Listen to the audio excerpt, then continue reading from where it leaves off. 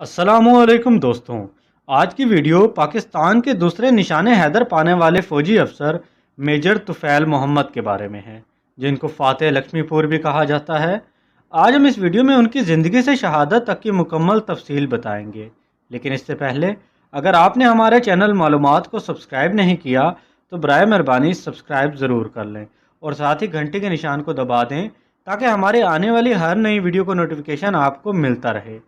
तो शुरू करते हैं। दोस्तों, आपका नाम तुफ़ैल मोहम्मद था और आप 22 जून 1914 को होशियारपुर में पैदा हुए, जो अब भारतीय पंजाब का हिस्सा है। आपकी पैदाइश एक अराइन घराने में हुई। मैट्रिक करने के बाद आपने DAV कॉलेज जालंधर इंडिया से FA की तालीम हासिल की। आपको फ़ौज में जाने का बहुत शौक़ था। आपने फ़ौज में जाने की कोशिशें शुरू कर दी। इन्हीं दिनों आपकी शादी ख़ानदान की एक लड़की नियाज़ बीबी से हो गई। जुलाई 1932 में आप बतौर सिपाही इंडियन फ़ौज में भर्ती हो गए। मेहनत और लगन से काम करते करते 1940 तक आप सूबेदार के रैंक तक पहुंच गए। 1941 में आपको royal Indian military academy Dehradun में ट्रेनिंग के लिए बुलाया गया और 1943 में रॉयल इंडियन आर्मी में कमीशन हासिल किया। आपको 16 पंजाब रेजिमेंट की 1st बटालियन में शामिल कर लिया गया। 1943 से 1947 तक आप मेजर के रैंक तक पहुँच चुके थे। जब 1947 में पाकिस्तान मारज़ वजूद में आया तो आप अपने ख़ानदान के हमरा पाकिस्तान शिफ्ट हो गए और पाक फ़ौज में खिदमात सरअंजाम देने लगे। पाकिस्तान आर्मी की पंजाब रेजिमेंट की एडमिनिस्ट्रेटिव पोस्ट पर काम करते रहे। 1947 से 1954 तक आपको फेडरल गवर्नमेंट की तरफ से डेपुटेशन पर लॉ इन्फोर्समेंट एजेंसीज़ को ट्रेनिंग देने की जिम्मेदारी दे दी गई, जो आपने बाखूबी निभाई। आपको 1954 में ईस्ट पाकिस्तान राइफल्स में एक मिलिट्री कंपनी का कमांडिंग अफसर बनाकर भेजा गया, जिसकी बुनियादी जिम्मेदारी इंडो ईस्ट पाकिस्तान बॉर्डर को महफूज बनाना था।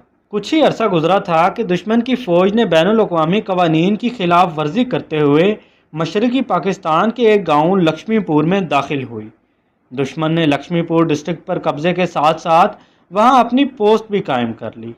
ईस्ट पाकिस्तान लक्ष्मीपुर डिस्ट्रिक्ट में रहने वाले पाकिस्तानियों की ज़िंदगी अजीरन हो गई। वो अपनी ज़मीन और घर बार से महरूम हो चुके थे। पाकिस्तान आर्मी को इंडियन आर्मी की मूवमेंट के बारे में मालूम हो चुका था। पाकिस्तान ने सिफारती सतह पर इस मामले को बातचीत के ज़रिए हल करना चाहा कि ये इलाका पार्टीशन के नक्शे के मुताबिक पाकिस्तान का हिस्सा है और भारत ये इलाका खाली कर दे, लेकिन भारत ने मुज़ाकरात करने से इनकार कर दिया। अब पाक फ़ौज जवाबी कार्रवाई करने के लिए हक बजानिब थी।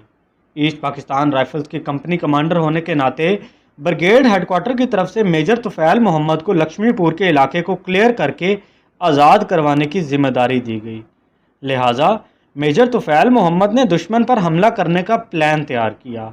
अपने जवानों के साथ रात की तारीकी में महाज पर पहुंच गए। मेजर तुफ़ैल मोहम्मद ने अपनी कंपनी को 3 हिस्सों में बांटकर 3 अतराफ से हमला करने का प्लान बनाया। एक हिस्से को दुश्मन की पोस्ट के पीछे से हमला करना था, एक हिस्से को दुश्मन की दाएं जानिब से और एक हिस्से को फ्रंट से हमला करना था, जिसको वो खुद लीड कर रहे थे। नाजरीन, 7 अगस्त 1958 की रात थी। आपने अपने साथियों के साथ मिलकर भारतीय चौकी को घेरे में ले लिया। मेजर तुफ़ैल मोहम्मद अपने साथियों की क़यादत करते हुए सबसे आगे थे। चौकी से सिर्फ 15 गज़ की दूरी पर थे कि मोर्चा बंद दुश्मन को मालूम हुआ तो उन्होंने अंधाधुंध फायरिंग कर दी। मेजर तुफ़ैल मोहम्मद, जो टीम की कमांड के साथ साथ सबसे आगे थे, वो दुश्मन की गोलियों का पहला निशाना बने। इसके बावजूद आपने हिम्मत ना हारी और शदीद ज़ख्मी हालत में एक ग्रेनेड चौकी की तरफ फेंका, जो सीधा दुश्मन के गनमैन को लगा और वो गन समेत फना हो गया। नाजरीन, तुफ़ैल मोहम्मद के जिस्म से इतना खून बह रहा था कि उनकी ज़िंदगी का चिराग बुझने के करीब था। इस हालत में भी वो अपने साथियों की क़यादत का फरीज़ा सरअंजाम दे रहे थे। उनके हैंड ग्रेनेड से दुश्मन की एक मशीन गन तो खामोश हो गई थी, लेकिन दूसरी मशीन गन से फायरिंग जारी थी, जिसकी अंधाधुंध फायरिंग से मेजर तुफ़ैल मोहम्मद के सेकंड इन कमांड निशाना बन गए। मेजर तुफ़ैल मोहम्मद ने फिर से एक दस्ती बम फेंका और उस गन को भी खामोश कर दिया। खून मुसलसल बह रहा था, लेकिन जान की परवाह किए बगैर उन्होंने मिशन जारी रखा और अपने जवानों को मुसलसल हिदायत देते रहे। नाजरीन, मेजर तुफ़ैल मोहम्मद शदीद ज़ख्मी होने के बावजूद ऐसी बहादुरी से लड़े कि दुश्मन अपने पीछे 4 लाशें और 3 कैदी छोड़कर फरार हो गया। मेजर तुफ़ैल मोहम्मद اور ان کے ساتھیوں نے لکشمی پور کو فتح کر لیا تھا۔ اسی دوران انہوں نے اپنے ساتھی سے آخری الفاظ کہے، میں نے اپنا فرض پورا کیا اور دشمن بھاگ رہا ہے۔ ان کو طبی امداد کے لیے ٹرین پر ہسپتال لے جایا گیا، لیکن خون زیادہ بہہ جانے کی وجہ سے میجر طفیل محمد راستے میں ہی اپنے خالق حقیقی سے جا ملے۔ ان کے پیٹ سے 4 گولیاں نکالی گئی، جس سے ان کی بہادری کا اندازہ لگایا جا سکتا ہے کہ 4 گولیوں کے ساتھ بھی وہ دشمن سے لڑتے رہے۔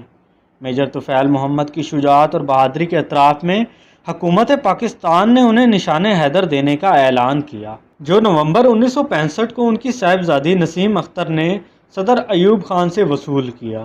میجر طفیل محمد نشان حیدر کا اعزاز پانے والے عمر کے لحاظ سے سب سے بڑے فوجی تھے۔ شہادت کے وقت ان کی عمر 44 برس تھی۔ سر فخر سے بلند کر دینے والے اس کارنامے کی وجہ سے آپ کو فاتح لکشمی پور کہا جاتا ہے۔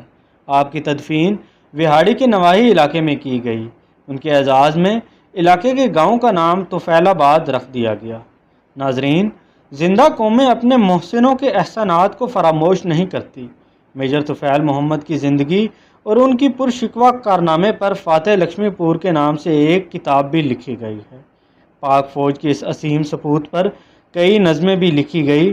پروفیسر حمید کوثر نے میجر طفیل شہید کو کچھ اس طرح خراج عقیدت پیش کیا، عروج یوں ہی کسی کو ملا نہیں کرتا، لہو میں ڈوب کے روشن ہوا ہے نام طفیل، میرے وطن کو مبارک ہو یہ مقام طفیل، نشان حیدر وطن کے سپاہی، شہادت کی منزل بے لوث راہی، یہ ہے لکشمی پور دیتا گواہی، زمانے میں جب تک اجالا رہے گا تیرے نام کا بول بالا رہے گا۔ میجر طفیل محمد شہید قوم کے ہر بیٹے کو آپ پر فخر ہے۔